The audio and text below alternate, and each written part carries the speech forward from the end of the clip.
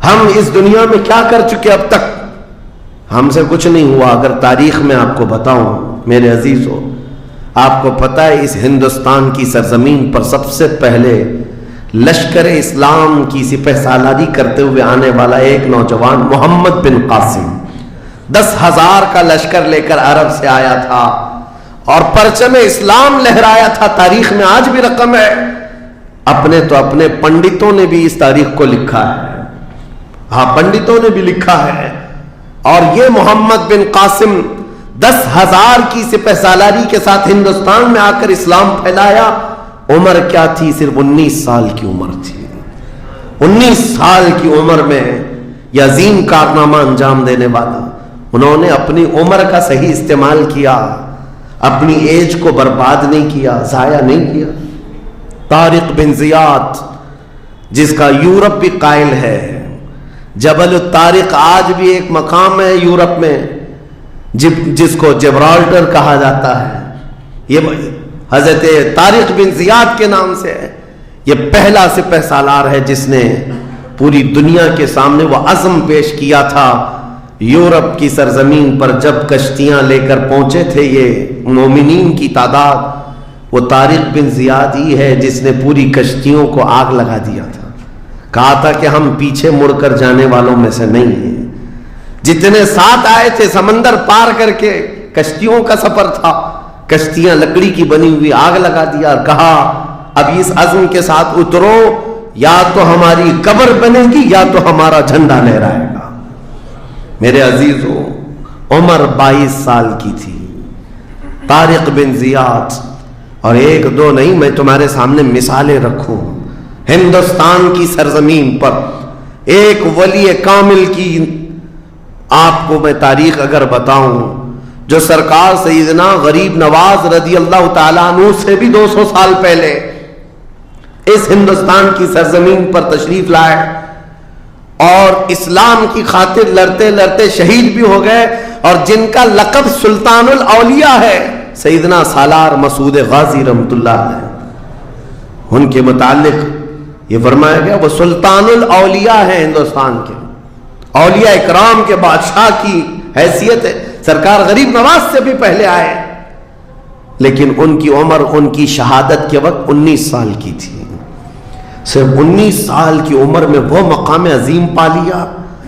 ہماری تو زندگی کی عمریں پتہ نہیں کتنی چلی گئیں اور ہم میں سے کوئی کارنامہ نہ ہو سکا. کارنامہ نہ صحیح، زندگی گزارنے کا سلیقہ بھی نہیں آ سکا. کارنامے نہ ہو تو الگ بات ہے، لیکن مسلمان تو بن جاتا کوئی. عزیزان گرامی وقار، میں آپ کو ایک بات بتا دوں، جو زندگی ملی ہے کچھ ایسا کر جاؤ کہ تمہاری تاریخ رقم ہو جائے، ورنہ قبرستان جا کر کے دیکھنا، وہاں تو لکھے ہوئے کتبے بھی مٹ گئے. قبروں میں کون سویا ہے ان کو بھی لوگ فراموش کر چکے، بھول گئے، سب بھول گئے. لیکن کچھ ہستیاں ہیں جو ہمیشہ آباد رہتی ہیں. یہ وہ لوگ ہیں جنہوں نے اس روئے زمین پر اپنی ذات کے لیے نہیں، اللہ کی رضا کے لیے جیا کرتے تھے. اللہ کی رضا کے لیے جیا کرتے. آج میں یہ بات کہنا چاہتا ہوں نوجوانوں سے، تمہیں پتہ ہے ممبئی کی سرزمین پر لاکھوں نوجوانوں کی تعداد ہے، میں جانتا ہوں، لیکن ان میں سے کوئی انقلابی نوجوان ہو، کوئی دین کی طرف بڑھنے والا، حساس دل رکھنے والا کیوں نہیں؟ خاص طور پر آپ کے ان علاقوں میں تو نشہ اتنا عام کر دیا گیا ہے. ہم دور دراز علاقوں سے سنتے ہیں کہ مسلمانوں کی میجورٹی والے علاقے، یہاں نشہ بکتا بھی ہے، کرتے بھی ہیں، رات بھر اسی میں پڑے رہتے ہیں. کس نے اس دنیا میں تمہیں ملوث کیا ہے؟ یہ وہ قوم ہے جو قیصر و کسریٰ کو گھٹنے پر لے آئی تھی. یہ وہ قوم ہے جس نے دریائے دجلہ میں گھوڑے دوڑا دیے تھے. یہ وہ قوم ہے جس نے افریقہ کی جنگلوں میں بھی اذانیں دی تھی. یہ وہ قوم ہے جس نے یورپ کے کلیساؤں میں کلمہ توحید کو بلند کیا تھا. لیکن آج اسی قوم کی حال یہ ہے کہ دنیا ہر گھڑی ہمارے اعمال کو نشانہ بنا کر کے ہمیں ڈیگریڈ کرتی جا رہی ہے. سمجھ جاؤ میرے عزیزو، کب تک اس زندگی کا اس طرح سے چلے گا؟ کیونکہ میرے آقا صلی اللہ تعالیٰ علیہ وسلم کو آج آپ کے سامنے میں یہ بات رکھتا ہوں، حضور اکرم صلی اللہ تعالیٰ علیہ وسلم کو آپ کیا سمجھتے ہیں؟ اپنی قبر انور میں وہ زندہ ہیں؟ ہم تو سنی ہیں. حضور اکرم صلی اللہ تعالیٰ علیہ وسلم اپنی قبر پاک میں زندہ ہیں. لیکن یہ بات بھی سمجھ کے چلو، حضور نے فرمایا ہر جمعرات کو میری پوری امت کے اعمال میرے پاس پیش کیے جاتے ہیں. تم میں سے، ہم میں سے، سب کے اعمال ہر جمعرات کو حضور کے پاس فرشتے سناتے ہیں، فلاں بن فلاں نے ہفتہ بھر یہ کام کیا ہے. حضور فرماتے ہیں اگر برے اعمال پیش ہوتے ہیں تو مجھے غم ہوتا ہے، میں استغفار کرتا ہوں اللہ کی بارگاہ میں، اور اچھے اعمال آتے ہیں تو شکر بجا لاتا ہوں، اس کے لیے دعا کرتا ہوں. عزیزان گرامی وقار، کبھی پلٹ کر کے زندگی میں دیکھنا کتنے جمعرات ایسی چلی گئی ہوں گی جس میں ہمارے کون سے اعمال فرشتے لے جا کر کے سنا رہے ہوں گے. حضور اکرم صلی اللہ تعالیٰ علیہ وسلم کی بارگاہ میں جب ہمارے اعمال یہ کہہ کر سنائے جائیں آقا آپ کا فلاں امتی بے خبر ہے، نہ نماز پڑھتا ہے، نہ ہی آپ پر درود پڑھتا ہے، نہ ہی وہ کبھی نیکیوں کی طرف آتا ہے، وہ تو گانوں کی دھن پر جی رہا ہے. صبح اٹھتا ہے، شام ہوتی ہے تو اس کو تو فلموں کے نغمے یاد ہیں، آپ کا کوئی قول یاد نہیں. بتاؤ میرے آقا صلی اللہ تعالیٰ علیہ وسلم کو فرشتے جب ہمارے متعلق یہ خبر دے رہے ہو، کیا حضور پاک صلی اللہ تعالیٰ علیہ وسلم کو اس بات کا قلق نہیں ہوتا؟ یہ وہ امت ہے جس کے لیے میں رات رات بھر کھڑے ہو کر دعا کرتا تھا، آج یہ ہم کو فراموش کی ہوئی ہے. زندگی گزارنے کا مقصد سمجھ جاؤ میرے عزیزوں. اسی لیے میں آپ کو کہتا ہوں کہ زندگی یہ نہیں ہے. حضور تاج الشریعہ رحمت اللہ علیہ نے فرمایا زندگی یہ نہیں ہے کسی کی کسی کے لیے، زندگی ہے نبی کی نبی کے لیے. نہ سمجھ مرتے ہیں زندگی کے لیے، جینا مرنا ہے سب کچھ نبی کے لیے. جو لوگ یہ سمجھ جائیں اس نقطے کو، انہوں نے زندگی کی مرادوں کو پا لیا ہے، وہ حصولیاب ہو چکے ہیں. لیکن جو اب تک بھٹکے ہوئے ہیں ان کو میں دعوت فکر دوں گا. ایک بار سوچ لو، ایک بار سوچ لو، ویسے ہی دنیا ختم ہونے والی ہے اور تمہاری موت آنے والی ہے. ایک بار سوچ لو، ایک بار سوچ لو کہ ہمارے ساتھ آخرت میں ہونا کیا ہے، قبر میں ہمارے ساتھ بیٹھنے والا کون ہے، ہمارے ساتھ تنہائی کا نگہبان کون ہے، اور محشر کے اس بھرے میدان میں ہمارا ہاتھ پکڑنے والا کون ہے. جب بار بار یہ سوچو گے تو اس فکر کو پہنچو گے کہ وہ صرف اور صرف ایک ہی ذات ہے. کون دیتا ہے دینے کو منہ چاہیے، دینے والا ہے سچا. حضور پاک صلی اللہ تعالیٰ علیہ وسلم کی طرف لو لگا دو. اس کو جن لوگوں نے اپنی زندگی میں پہچان لیا وہ امام اہل سنت بن گئے، مجدد وقت بن گئے. اعلیٰ حضرت امام اہل سنت فاضل بریلوی رحمۃ اللہ تعالیٰ علیہ کے متعلق ایک بات میں آپ سے کہوں، وہ بڑے عالم تھے، بڑے فقیہ تھے، بڑے محدث تھے، اور بہت سارے علوم پر انہیں مہارت تامہ حاصل تھی، سب اپنی جگہ پر. لیکن یہ سارے علوم نے مل کر اعلیٰ حضرت کو اعلیٰ حضرت نہیں بنایا. ان کو اعلیٰ حضرت بنانے والی چیز حقیقت میں عشق رسول ہے. حضور پاک صلی اللہ تعالیٰ علیہ وسلم سے بے انتہا لگاؤ، یہ مقام پیدا کر دیتا ہے.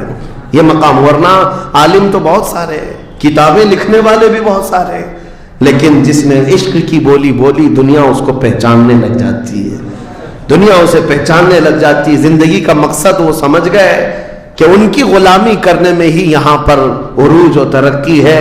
اسی کو خانوادہ اعلیٰ حضرت سے ان کے پوتوں تک بھی یہ فکر پہنچی. تاج الشریعہ نے فرمایا بلحوثن سیم و زر کی بندگی اچھی نہیں، ان کے در کی بھیک اچھی، سروری اچھی نہیں. تم جو سوچ رہے ہو زندگی کے طور طریقے ایسے ہونے چاہیے، ویسے ہونے چاہیے، گزار لو جتنے دن چاہے، بڑے بڑے بنگلوں میں، بڑی بڑی گاڑیوں میں، بڑی جائیدادوں میں، لیکن زندگی میں وہ عزت نہ پاؤ گے جو میرے مصطفیٰ کے قدموں میں ملے گی، جو حضور کی غلامی میں ملے گی. وہ عزت نہیں پا سکتے. عزیزان گرامی وقار، نبی کریم صلی اللہ تعالیٰ علیہ وسلم کے ان صحابہ کو دیکھتے ہیں جنہوں نے زندگی کو ضائع نہیں کیا، ایک پل بھی ضائع نہیں کیا۔ آج میں آپ کو اسی لیے کہہ رہا ہوں، موت آنے والی ہے، اس سے پہلے ایک وقت بھی، ایک لمحہ بھی ضائع ہونے مت دینا، برباد ہونے مت دینا۔ جو وقت ہے، میں مصر میں دیکھتا تھا بسوں میں بھی، اور کبھی کبھار ٹکٹ کاؤنٹر پہ جو لائن لگی رہتی تھی، ایک اسٹیکر لگایا گیا تھا، اکثر جگہوں پر یہ اسٹیکر پڑھنے کو ملتا تھا، اجعلوا الانتظار فی الاستغفار۔ یہ جو ویٹنگ ٹائم ہے، اس کو خالی کھڑے ہو کر کے مت گزارو، اتنی دیر استغفار کرو اور درود پاک تو پڑھو، وقت کو ضائع نہ کرو۔ تمہارے پاس اللہ نے وقت دیا، بیٹھے ہو تو پڑھو، کھڑے ہو تو پڑھو، کیونکہ یہ وقت تمہارا بربادی میں نہیں لکھا جائے گا، تمہارا یہ وقت ضائع کرنے والوں میں نہیں لکھا جائے گا۔ عزیزان گرامی وقار، آپ کو میں ایک بات بتا دوں، جن لوگوں نے اپنی زندگیوں میں بڑے بڑے محلات بنائے، آج ان کے لیے بھی تاریخ ہے، مگر کس انداز سے، کس انداز سے۔ آج دنیا نے آپ کو ایسے ڈائیورٹ کر رکھا ہے، جو کام ہونے کے تھے وہ نہیں کرنا ہے آپ کو، لا یعنی کاموں میں مصروف ہو گئے، جو چیز تمہارے حصے کی تھی نہیں اس پر انرجی خرچہ کرتے رہ گئے، اور جو چیز تمہارے کام کی تھی اس کو تو بھول ہی گئے۔ آپ کو میں ایک بات بتا دوں، ہو سکتا ہے شاہ جہاں نے تاج محل بنایا، اور پھر بادشاہ قطب الدین کے زمانے کے نشانیاں موجود ہیں، لال قلعے بن گئے، قطب مینار بن گیا، بڑی بڑی عمارتیں ہیں، لوگ اوپر سے نیچے دیکھنے کے لیے آتے ہیں، لیکن میں یہ کہتا ہوں یہ کوئی کمال کی چیزیں تھی نہیں، کمال کی چیزیں تھی نہیں۔ لاکھوں لوگوں کی محنتیں بھی لگی، پیسہ بھی لگا، اور بڑی عمارتیں کھڑی کر کے چلے گئے۔ ہزاروں کی تعداد میں تاج محل میں لوگ جاتے ہوں گے، تاریخ تو لوگوں کو تھوڑی بہت تو پتہ ہوگی کہ اپنی بیگم کی محبت میں بنایا ہوا ایک محل ہے، اور بیگم کی قبر بھی وہاں ہے، لیکن جانے والے کبھی کسی کو سنا ہی نہیں کہ ایک فاتحہ بھی کوئی پڑھتا ہوا نظر آتا ہے۔ وہ تو پکنک پوائنٹ ہے، ٹورسٹ ایریا ہے، جائے دیکھے آئے۔ لیکن میرے عزیزو، یہ بڑے بڑے محلات اپنی ناموری کے لیے بنا کر تو چلے گئے، لیکن آؤ بریلی شریف کی سرزمین پر ایک مدرسہ جو اعلیٰ حضرت نے بنایا، مبارک پور کی سرزمین پر جامعہ اشرفیہ جو حضور حافظ ملت نے بنایا، یہ عمارتیں آج بھی دعوت دے رہی ہیں، ایک دو نہیں، ہر سال ہزاروں کی تعداد میں عالم اور مفتی وہاں سے نکلا کرتے ہیں۔ یہ کام کی چیزیں تھی جو بزرگوں نے کر دیا کہ امت کو ایسا کچھ دے جاؤ کہ وہاں سے آنے والا کچھ فیض اٹھا کر کے جائے۔ تاج محل لے کر کے کیا کرنا ہے؟ پیسے کمانا ہے یا ٹورسٹ ایریا بنانا ہے؟ لیکن ایک ایسا ادارہ جس میں پڑھ کر کے دنیا روشن ہوتی اور آخرت بھی روشن ہوتی۔ ہم سنیوں کہ ہاں یہ چیزوں کی ضرورت تھی، ہمیں لا یعنی چیزوں میں مصروف کر دیا گیا ہے۔ میں اب تو آپ کو پتہ ہی ہوگا، مجھے تو جلسوں والا آدمی بنا دیا گیا، جہاں دیکھو پروگرام جلسے۔ میں اصل میں جلسوں والا آدمی تھا ہی نہیں، میں فیلڈ ورک کرنا پسند کرتا ہوں، کسی علاقے میں رہ کر کے قرآن کی تفسیر کرنا اور لوگوں کے درمیان رہنا۔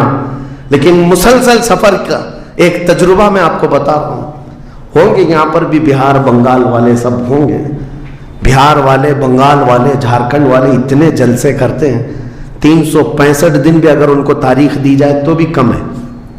ایک اینالائز کرنے والے بہار کے رپورٹر ہیں، انہوں نے رپورٹ لا کر کے ہمارے سامنے بتائی کہ حضرت 2022 میں اسٹیٹ آف بہار میں 4000 جلسے ہوئے، 4000 جلسے۔ میں ان کا مخالف نہیں ہوں، لیکن ایک فکر آپ کو بتا رہا ہوں، 4000 جلسے، جن میں سے ہر جلسے کا کم سے کم خرچہ 5 لاکھ روپے، اس سے کم خرچہ کرتے نہیں، 6 مہینے چندہ کرتے ہیں، اس کے بعد بڑا جلسہ کرتے ہیں۔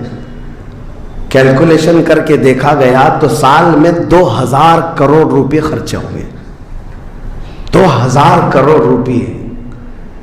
میرے عزیزوں، ٹھیک ہے یہ سب اپنی جگہ پر، لیکن پورے اسٹیٹ پر گھوم کر کے دیکھیں تو مسلمانوں کے نام کی ایک یونیورسٹی بھی نہیں ہے، کوئی ایک بڑا ادارہ نہیں قائم کر سکے۔ 2000 کروڑ کی بھاری رقم سال بھر خرچ کرنے والا غریب اسٹیٹ جس کو لوگ سمجھتے ہیں۔ میرے عزیزوں، میں یہ بات اس لیے عرض کر رہا ہوں، جن چیزوں میں تمہارا ذہن الجھ گیا یہ وہ تمہارے کام کی نہیں تھی۔ اعلیٰ حضرت نے بہت پہلے فرمایا تھا یہ دنیا کا حال یہ ہے، شہد دکھائے زہر پلائے۔ یہاں پر چکا چوند دکھنے والی چیزیں وہ تمہارے حق کی نہیں ہے۔ اور ممبئی والے کیا کرتے ہیں؟ وہ تو بہار والے جلسوں میں ہیں، ممبئی والے کھچڑا کمپٹیشن کرتے ہیں۔ ہاں اس محلے میں 51 دیگ بنی ہے تو ہمارے ہاں 60 دیگ بنے گی، 70 دیگ بنے گی۔ اور کھاتا کون ہے؟ جو پہلے سے کھائے ہوئے لوگ ہیں، دن بھر 5 ٹائم کھانے والے لوگ ہی کھچڑا کھا رہے ہیں۔ ثواب تو ان کے لیے تھا اس غریب کو کھلانے پر جس کے گھر میں ایک روٹی ہے تو دوسری روٹی نہیں ہے۔ کھلانا بالکل ثواب ہے، حدیثوں میں ملتا ہے، کھلانے سے بڑھ کر کے ثواب نہیں ہے، پہنانے سے بڑھ کر سرکار غوث پاک کا یہ فرمان بھی ہے، میں نے ساری نیکیوں کو الٹ پلٹ کر کے دیکھ لیا، رحمان کو 2 نیکیاں سب سے زیادہ پسند ہیں، ایک بھوکوں کو کھلانا، ننگوں کو پہنانا، یہ 2 چیزیں۔ لیکن یہاں پر کن لوگوں کو کھلایا جا رہا ہے؟ ہم ہی لوگ تو کھاتے ہیں۔ ہمارے گھر میں بھی کھانا بن رہا تھا، ایک دن سڑک پہ بنا لیا، انٹرٹینمنٹ کر رہے ہیں۔ اور اس پر آپ یہ نہ سمجھیں کہ میں ان تمام چیزوں کا مخالف ہوں، کرو جتنی حیثیت ہے اتنی کرو، لیکن یہ نہیں ہے کہ ہمارا سارا کا سارا دار و مدار اسی پر ہے۔ سنیت اسی کا نام نہیں، ہونا تو یہ چاہیے تھا کہ ہمارے پاس ایسا مضبوط قلعہ ہوتا جو ہر زمانے میں میرے مصطفیٰ کی عزت پر پہرا دینے والے سپاہی وہاں پر تیار ہو رہے ہوتے۔ ہمارے پاس نہیں ہے ان تمام چیزوں کی، اس لیے مجھے درد ہوتا ہے اس بات کا کہ ہم نے جن چیزوں کے لیے اللہ تعالیٰ سے امانت لی تھی، ہمیں اللہ تعالیٰ نے نوازا تھا، وہ ہماری رقم بھی غلط جگہ جاتی ہے، ہماری زندگی کا وقت بھی غلط جگہ جا رہا ہے۔ عزیزان گرامی وقار، ان سب چیزوں کا سوال ہوگا قیامت کے دن ہم سے، ہر چیز کا سوال ہوگا۔ اگر ہم نے وقت کو ضائع کیا ہے اور اپنا مال بھی غلط جگہ استعمال کیا ہے، ہر جگہ ہماری پکڑ ہوگی، ہماری پکڑ ہوگی۔ ایک ہفتہ قبل میں نے سنا، ہمارے چاہنے والے ہیں عزیز، انہوں نے کہا ایک درگاہ پہ گئے تھے، سنا ہے ایک بہت بڑے سیٹ ہیں، وہ 2.25 کروڑ کا صرف دروازہ بنا رہے ہیں اللہ کے ولیوں کے آستانوں پر۔ میرے عزیزوں، یہ اللہ کے وہ ولی ہیں، نہ تمہارے دروازے کے محتاج ہیں، نہ تمہاری چادر کے محتاج۔ ان کے انتقال کے بعد جو ان کو اللہ نے مقامات دیے وہ تم نہیں پہنچا سکتے، وہ تو اللہ تعالیٰ کے رحمت میں ہے، جنہیں اللہ تعالیٰ جنت کے جوڑے پہنا چکا ہو، جن کے لیے جنت کی ہوائیں چل رہی ہوں۔ ان اولیاء کے مشن کو زندہ کرنا حقیقت میں ایصال ثواب ہے۔ ان کے لیے سب سے بڑی نظر و نیاز یہی ہے۔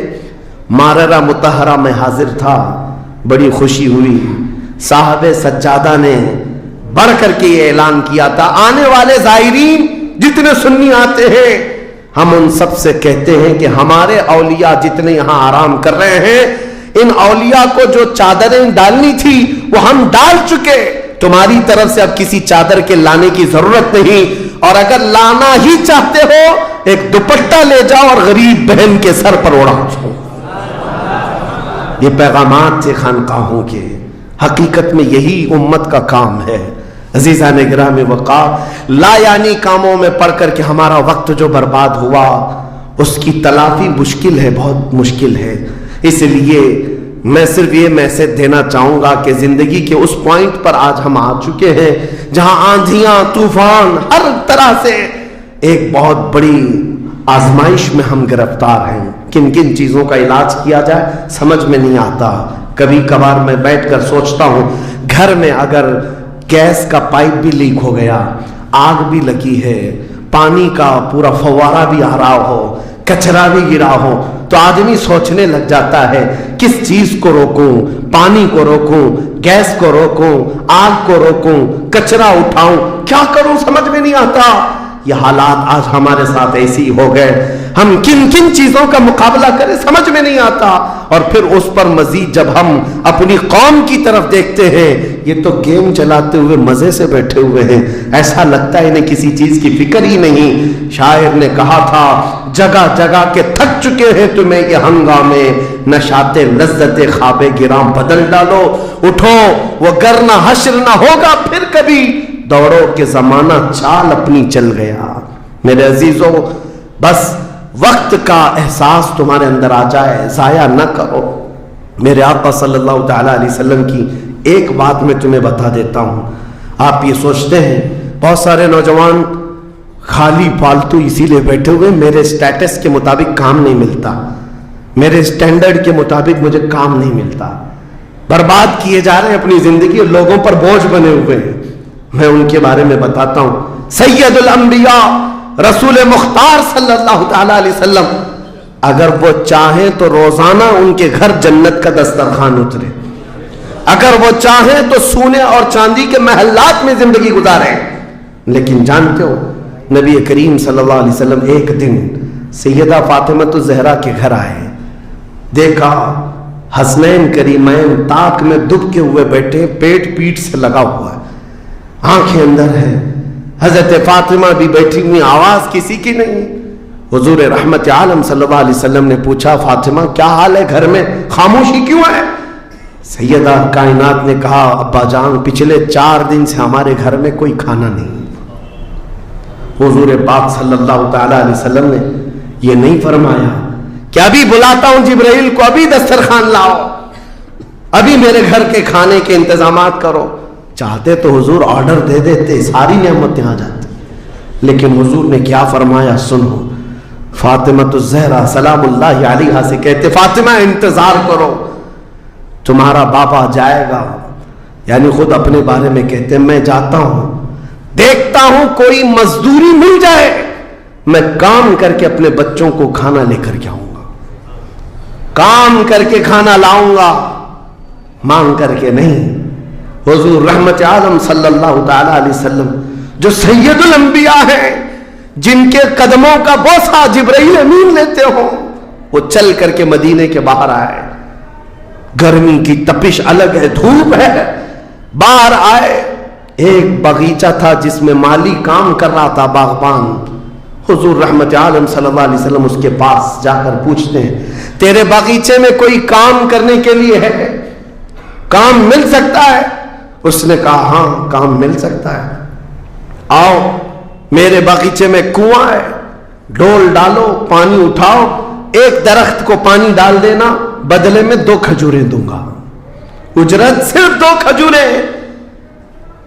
رسول رحمت صلی اللہ تعالیٰ علیہ وسلم فرماتے مجھے منظور ہے۔ گئے اور جا کر اپنے ہاتھ سے رسی لے کر ڈول کنویں میں ڈالا، پانی کھینچتے تھے، جب ڈول بھر کر آتا اپنے کندھے پر اٹھاتے اور درخت پر لے جا کر پانی ڈال کر آتے، ایک درخت پر ایک مٹکا، ایک ڈول پانی ڈالا تو مالک نے 2 کھجوریں دی، باغیچے کے مالی نے 2 کھجوریں دیں، دوسرا ڈول اٹھایا پھر کھجوریں ملی، تیسرا ڈول اٹھایا 6 کھجوریں لی، چوتھا ڈول حضور نے ڈالا تھا کہ رسی ٹوٹ گئی، ڈول کنویں میں گر گیا۔ باغیچے کا مالک یہ دیکھتا ہے، وہ پہچانتا نہیں تھا، غصے میں آتے ہی سیدھے حضور پر ہاتھ اٹھا دیا، کہا کہ تمہیں کام نہیں آتا، میری رسی توڑ دیا۔ رسول کریم صلی اللہ تعالیٰ علیہ وسلم نے پلٹ کر کچھ نہیں کہا، وہ رحمت عالم صلی اللہ تعالیٰ علیہ وسلم تھے، وہ 6 کھجوریں لے کر کے واپس مدینے آئے، کہا فاطمہ کہاں ہیں بچے، کہاں ہیں؟ یہی 6 کھجوریں حضور نے لا کر اپنے منہ سے چبا کر ان بچوں کے منہ میں ڈالا اور کہا آج تک روئے زمین پر کوئی نبی ایسا نہیں آیا، 1,24,000 کم و بیش نبیوں میں ہر نبی نے اپنے ہاتھوں کی کمائی کھائی ہے، اپنے عمل کی کمائی کھائی ہے۔ رحمت عالم صلی اللہ تعالی علیہ وسلم نے جب وہ مالک کل ہے، بلکہ جنت کی چابیوں کے مالک، ساری زمینوں کے خزانوں کے مالک، کل جہاں ملک اور جو کی روٹی غذا، اس شکم کی قناعت پہ لاکھوں سلام، وہ لمبے لمبے ہاتھوں سے بھیک دینے والے آقا، سب کچھ ہونے کے باوجود اگر کسی ایک باغیچے میں ڈول اٹھا کر پانی بھرتے ہوں تو اسی لیے نہیں کہ ان کے ہاں کوئی مجبوری تھی، بلکہ امت کو یہ درس دینا تھا اے امت کے غیور نوجوانوں، تم کبھی خالی نہ بیٹھنا، مجھے دیکھنا اور عمل کرتے رہنا، اور اللہ تعالیٰ تمہیں دروازے رزق کے ضرور کھولے۔ خالی بیٹھے ہوئے وقت برباد کرنے والے لوگوں کو میں اکثر یہ بات سناتا ہوں، اے میرے عزیزوں، مسلمان محلوں میں جہاں سے بھی گزرو حال یہی ہے، رات کو 4 بجے تک ان کے ہاں روشنیاں کس بات کے لیے؟ میاں کیا فکر ہو رہی ہے؟ کس بات کی یہاں میٹنگ چل رہی ہے؟ چرچے کس بات کے؟ امت کی تباہی کے چرچے کس بات کے؟ گپیں لگ رہی ہوتی ہیں، کچھ نہیں۔ ان دوسری قوموں کو دیکھو جو فجر سے پہلے اٹھ کر کاموں پر بھاگ جاتی ہیں، سورج ڈوبنے سے پہلے وہ گھروں پر آ جاتے ہیں۔ آج تمہارے اخلاق و کردار کسی اور نے لے لی، اڈاپٹ کر لیے، اور تم کو لوگوں کو ایسا چھوڑ دیا گیا بے قائد کے، بے قیادت کے۔ بہرحال میرے عزیزوں، بدلنا چاہیں تو آج بھی ہم بدل سکتے ہیں، صرف ایک نکتہ ہے بدلنے کے لیے، ایک نکتہ ہے۔ میری باتیں چھوڑ دو، مقررین کو سنتے ہو سکتا ہے لوگ یہ کہتے ہیں مولانا لوگ ایسا بولتے ہیں ویسا بولتے ہیں، تمہاری فکریں سب اپنی جگہ پر۔ میرے عزیزوں، میں تو بہت نکما آدمی ہوں، میں تو ایک چھوٹا طالب علم بھی نہیں ہوں، جہالت میرے اندر بھی ہے، لیکن میں آپ کو یہ کہنا چاہتا ہوں، اگر دل کے اندر ہلچل مچ سکتی ہے، انقلاب لانے کی فکر آ سکتی ہے، تو ادھر ادھر کی باتیں چھوڑو، آمنہ کے لال کی طرف دیکھو، حضور اکرم صلی اللہ تعالی علیہ وسلم کی طرف تمہارا دل متوجہ ہو گیا تو میں کہتا ہوں تمہاری دھڑکنیں تیز ہو جائیں گی، تم بدل لو گے اپنی زندگی کو، اور اس کے بعد ایک دن آئے گا پھر تم یہ پکار کر کہو گے جو بریلی والے نے کہا تھا، یا رسول اللہ دہن میں زبان تمہارے لیے، بدن میں ہے جان تمہارے لیے، ہم آئے یہاں تمہارے لیے، اٹھے بھی وہاں حضور کے لیے۔ جینے کا سلیقہ مل جائے گا، لیکن شرط صرف اتنی ہے، آج سے ایک وظیفہ دے کر کے جا رہا ہوں، جمعہ کو، پہلے بھی میں نے ایک بار کہا تھا، جب بھی جمعہ آئے گھر پر اب جاتے ہیں، گھروں میں اچھا کھانا بنتا ہے، میرے عزیزو اپنے بچوں کو لے لو، بیٹھ جاؤ دسترخوان پر،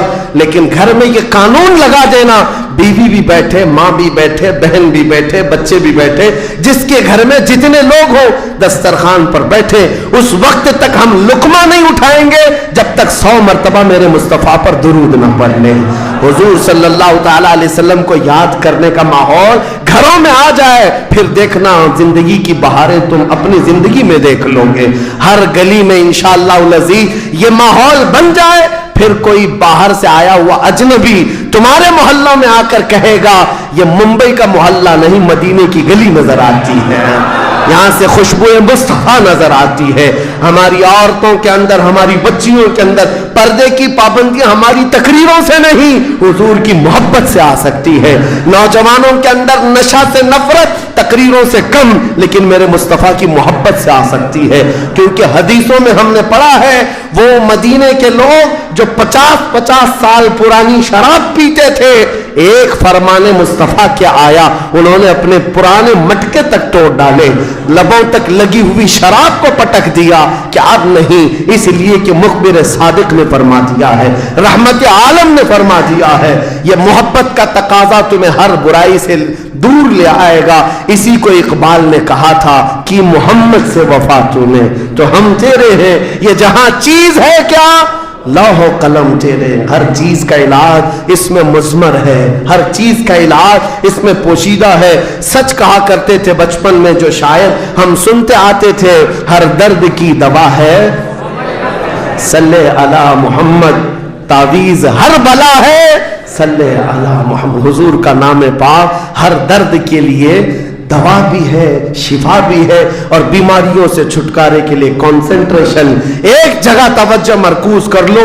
آج سے اپنے دل میں یہ احساس پیدا کرو میں اس کا اس کا نہیں ہوں، لوگوں نے مجھے بنا رکھا ہے، یہ اس کا فین ہے اس کا فین ہے، نہیں۔ بیدم وارسی کو پڑھو، کیا کہتے تھے اللہ والے، میرے عزیزوں، کہتے ہیں بارگاہ مصطفیٰ میں یوں عرض کرتے ہیں، سگے طیبہ سب کہہ کے پکارے بیدم، یہی رکھیو میری پہچان مدینے والے۔